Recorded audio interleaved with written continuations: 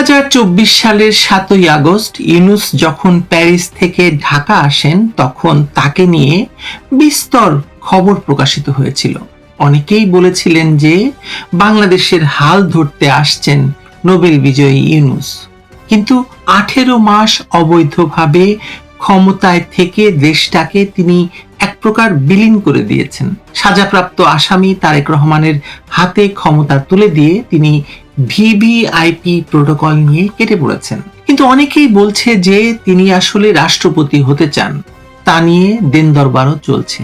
কিন্তু হঠাৎই ঈদের আগে ঈদের জামায়াতে অংশ না নিয়ে ইউনূস উড়াল দিলেন প্যারিসে। আগের বছর ঈদে তিনি টুপি পরে জাতীয় ঈদগাহে নামাজ আদায় করেছেন ভয়ঙ্কর প্রতিহিংসার রাজনীতিও এই ঈদের মাঠেই। কিন্তু এবার তার প্যারিসে উড়াল দেওয়া নিয়েও লোকে বলছে পাখি উড়াল দিয়েছে, পাখি ফিরবে তো। শেখ হাসিনার ফিরে আসার ঘোষণা ইউনূসের সকল সঙ্গী সাথীরা যেভাবে ভয়ে কাঁপছে, তাতে ইউনূস ফিরবে কি ফিরবে না তা নিয়ে মানুষের মনে প্রশ্ন উঠলে মানুষকে দোষ দেওয়া যাবে না।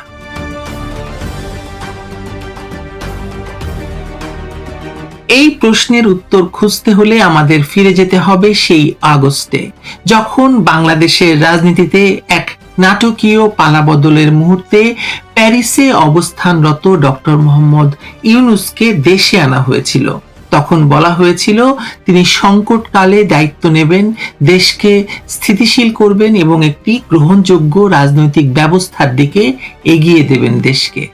কিন্তু রাজনীতির বাস্তবতা হলো কোনো নেতা বা ব্যক্তিত্বকে ইতিহাস শেষ পর্যন্ত বিচার করে তার ফলাফল দিয়ে, প্রতিশ্রুতি দিয়ে নয়। আজ যখন তিনি আবার প্যারিসে গেছেন তখন মানুষের মনে প্রশ্ন উঠছে স্বাভাবিকভাবেই, কারণ রাজনীতিতে সময় এবং প্রেক্ষাপট অত্যন্ত গুরুত্বপূর্ণ।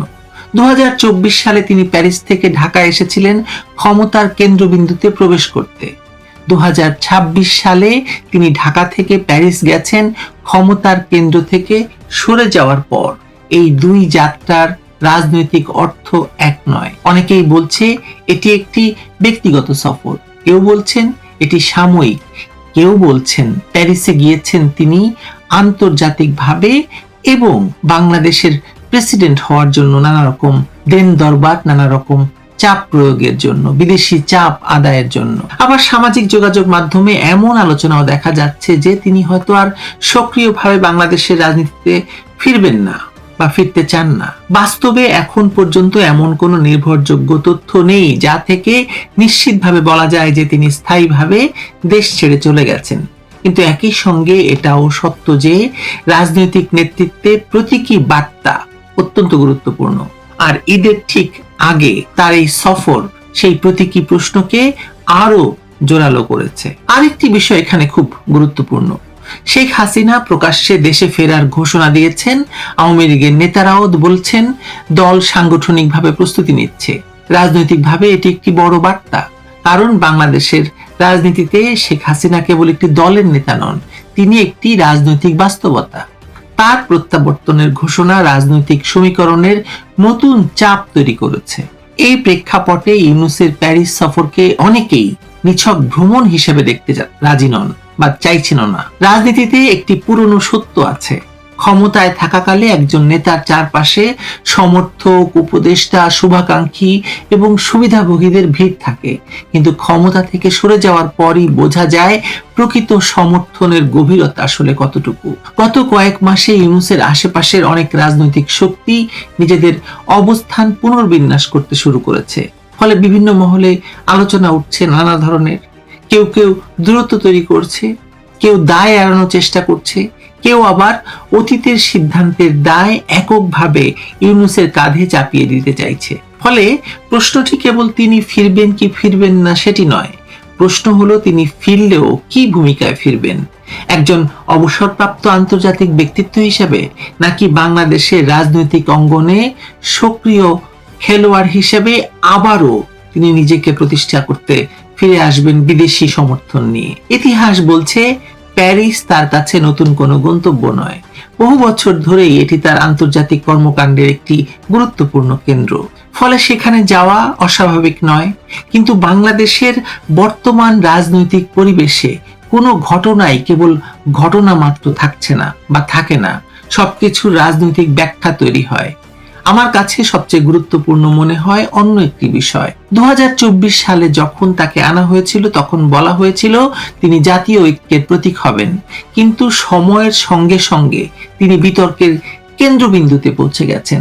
মানুষ তাকে এমন ঘৃণা করছে যে আসলে তিনি রাস্তায় নামার মতো মানুষ আর নেই। রাস্তায় নামলে মানুষ তাকে আক্রমণ করবে এই ভয়ে তিনি গোপনে ভিভিআইপির মর্যাদা নিয়েছেন। তার সঙ্গী সাথীরা এখন সকলেই লুকিয়ে আছে, আত্মগোপনে আছে। কেউ কেউ দেশ ছেড়েছেন, কেউ কেউ দেশ ছাড়ার পায়তারা করছেন, কেউ কেউ দেশের ভেতরেই নানা রকম ছল চাতুরির আশ্রয় নিয়ে এই সরকারের সঙ্গে দিন দরবার করছে তাদেরকে টিকিয়ে রাখার জন্য, তাদের নিরাপত্তার জন্য। ইউনূসের আমলে অর্থনীতি, প্রশাসন, রাজনৈতিক মেরুকরণ, আন্তর্জাতিক সম্পর্ক সব ক্ষেত্রেই তার ভূমিকা নিয়ে তর্ক বিতর্ক তৈরি হয়েছে। ফলে আজ তার প্যারিস সফরকে মানুষ রাজনৈতিক দৃষ্টিতে দেখবে, এটাই স্বাভাবিক। তাহলে কি তিনি আর ফিরবেন না? এই মুহূর্তে এমন সিদ্ধান্তে পৌঁছানো তাড়াহুড়ো হবে। আমার ধারণা তিনি ফিরবেন, কারণ অতীতও অন্য কথা বলে। 2024 সালের আগস্টের প্রথম সপ্তাহে যখন তিনি প্যারিস ছিলেন তখনও অনেকে ভাবেননি যে কয়েকদিনের মধ্যে তিনি ঢাকার ক্ষমতার কেন্দ্রে এসে বসবেন, অথচ সেটাই ঘটেছিল। ফলে রাজনীতিতে অসম্ভব বলে কিছু নেই। তবে এটাও সত্য যে বর্তমান পরিস্থিতি সম্পূর্ণ ভিন্ন। তখন তাকে ডাকা হয়েছিল, এখন তিনি নিজে নিজেই ফিরবেন। তখন সামনে ছিল রাজনৈতিক উত্থান, এখন সামনে রয়েছে রাজনৈতিক মূল্যায়ন, বিচার। তখন তাকে ঘিরে ছিল প্রত্যাশা, এখন তাকে ঘিরে প্রশ্ন, তার অন্যায়ের বিচার। তিনি কত নিছেন, কবে দেবে আর কবে যাবে, এই প্রশ্ন। বঙ্গবন্ধু বলেছিলেন না পাকিস্তানিদেরকে যে আমি তো 6 দফা দফা কিছু বুঝি না, আমার দফা 3টা, কত নেছো, কবে দেবা, কবে যাবা। ইউনূসের ক্ষেত্রে আসলে তাই। সুতরাং ইউনূস ফিরবেন কি ফিরবেন না এর চূড়ান্ত উত্তর আজ কারো কাছে নেই, এটাই সত্য।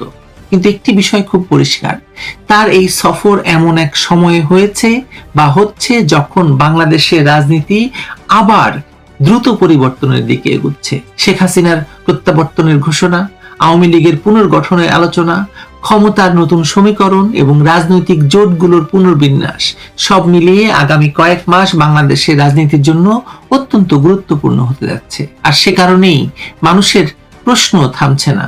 2024 সালে যে মানুষটি প্যারিস থেকে এসে বাংলাদেশের রাজনীতির দখল নিয়েছিলেন, একটি ক্ষমতাসীন সরকারকে হটিয়ে জঙ্গিদের নিয়ে সরকার গঠন করেছিল অবৈধভাবে, যে সরকারের গঠন করার প্রক্রিয়াতে ভুল ছিল, নথি জাল করে সরকারের ক্ষমতা দখল করেছিল, 2026 সালে সেই মানুষটি আবার প্যারিসে গেছেন। ইতিহাসের অদ্ভুত নিয়ম হলো কখনো কখনো যাত্রাপথই গন্তব্যের চেয়ে বেশি গুরুত্বপূর্ণ হয়ে ওঠে। এখন দেখার বিষয় এই সফর কি কেবল একটি সফর নাকি বাংলাদেশের সাম্প্রতিক রাজনৈতিক অধ্যায়ের শেষ দৃশ্যের সূচনা। এ বিষয়ে আরো আলোচনা হবে। কি করছেন তিনি প্যারিসে, বিভিন্ন জনের মন্তব্য নিয়ে আসবো আবারও। ভালো থাকবেন ততক্ষণ।